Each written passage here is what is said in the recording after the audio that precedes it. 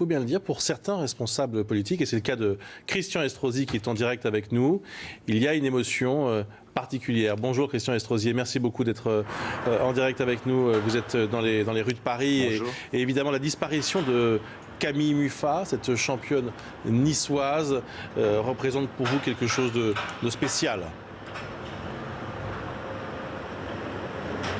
Oh, je n'ai pas de mots assez forts d'abord pour dire mon émotion pour l'ensemble des victimes, mais ça n'est pas l'homme public ou l'homme politique qui vient d'arriver à la gare de l'Est et qui va tout de suite reprendre un avion pour Nice, parce que j'ai rayé tout mon agenda aujourd'hui pour le consacrer à la famille, je dirais la famille dans son ensemble. Je suis comme un des leurs, parmi les leurs, et lorsque j'ai appris la brutalité de ce qui est arrivé à Camille, j'ai été submergé par ce chagrin, j'ai été submergé par cette annonce qui a été terrifiante. Camille était si belle, Camille était si enthousiaste et pleine d'envie de relever de grands défis pour l'avenir, tout en ayant décidé d'arrêter sa carrière sportive, en tout cas dans la natation, il y a quelques mois. Elle me l'avait presque dit en s'excusant, elle m'avait dit vous comprenez, ça fait des années que je vois la ligne au fond de l'eau et je voudrais, Christian, passer à autre chose. Toutes les médailles, je les ai remportées. Et c'est vrai que comme un père de famille depuis l'âge de 10 ou 11 ans, je la vois dans ce bassin Jean-Bouin à Nice faire des lignes, monter sur tous les podiums du monde. J'ai sur mon bureau ce bouquet qu'elle m'a lancé depuis son podium de Londres dans la tribune, qui est à mes côtés, qui va continuer à m'accompagner.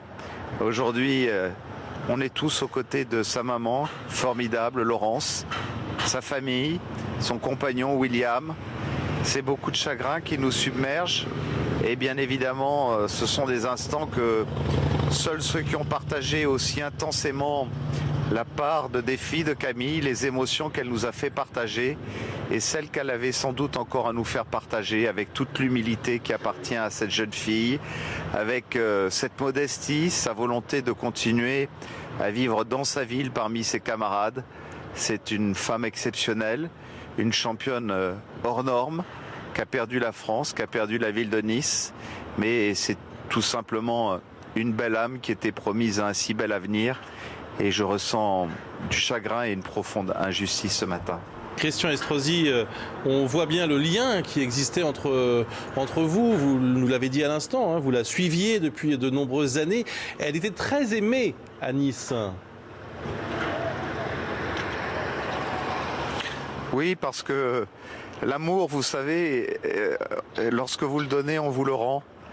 Et Camille savait tellement tant donné à tout le monde. Il y a quelques jours, lorsque je dînais avec elle à la table de Nicole, avec d'autres champions niçois, et qu'elle me faisait part de ce nouveau défi en Argentine, elle était pleine d'enthousiasme. Je voyais briller ses yeux, ce regard si merveilleux et si profond. Et je sentais qu'elle avait encore envie d'embrasser la vie de toutes ses forces, de pouvoir prendre tout ce qu'elle pouvait lui apporter de meilleur.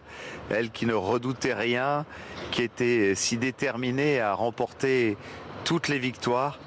Il a fallu qu'elle perde ce combat aujourd'hui et pour nous c'est une immense tristesse qui est indescriptible tout simplement.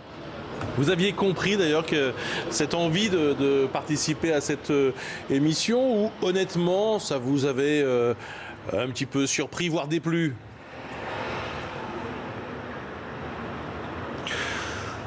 Oh, parce que je la voyais tellement dans la compétition pure, authentique, et que je l'imaginais dans d'autres défis. En même temps, je voulais le meilleur d'elle-même. Vous savez, quand on a partagé autant de sacrifices, parce que la natation est un sport extrêmement difficile, que de travail pour remporter toutes ces médailles olympiques, toutes ces médailles de championne du monde, de championne d'Europe, tous ces records battus.